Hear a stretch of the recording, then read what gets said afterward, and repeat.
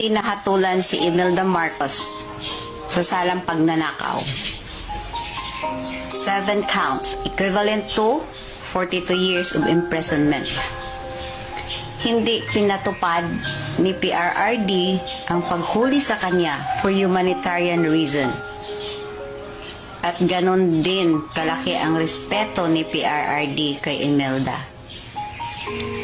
Si Marcos, ilang years nang namatay, para na nga siyang tinabal na inasin na isda sa kakaburol nila. Ni isang duwending presidente, ayaw siyang ipalibing. Nung dumating si PRRD, pinalibing siya dahil sa laki ng respeto ni PRRD kay Marcos Sr. At ito ay naniniwalang mabuting tao si Marcos Sr. Marami pang kasong kinakaharap at na-convict ang mga Marcos dito sa Pilipinas. Pero ni isa doon, walang ginawang aksyon si PRRD.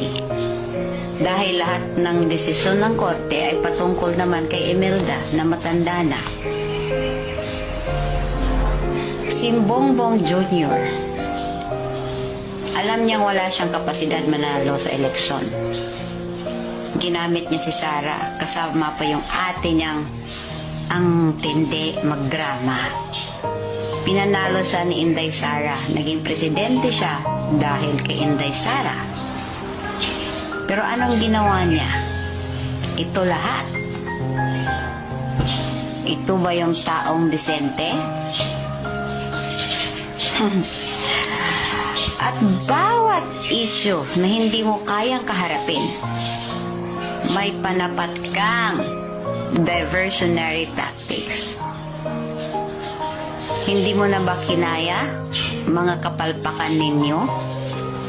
Kaya ginawa mong diversion ang pagpapa-aresto kay PRRD at pag-produce ng peking warrant of arrest? At ang kasunod, nagpaplano na kayo na walang eleksyon o kung meron man, landslide, and kung hindi aayon sa inyo ang sambayanan, martial law to follow? Well, try nyo nga na makita nyo rin. Ikaw bangag ka, wala ka nang utak, palagi ka ngang high. Yang mukha mo, para ka pang na-Bell's palsy. Anong sinasabi mong walang kinalaman ang gobyerno? Ginagawa lang namin ang trabaho namin. Of course, ginagawa niyo ang trabaho niyo. Dahil alam ninyo kung anong gusto niyong mangyari kay PRRD. At si PRRD at ang mga Duterte lang ang hadlang sa mga political agenda ninyo. Kaya the whole thing, plinano ninyo. Hindi naman tanga yung mga tao. Kayo lang at iilan ninyong mga loyalista at mga vloggers ang tanga at nagtanga-tangahan. Dahil nga, bayad ninyo sila. Diba?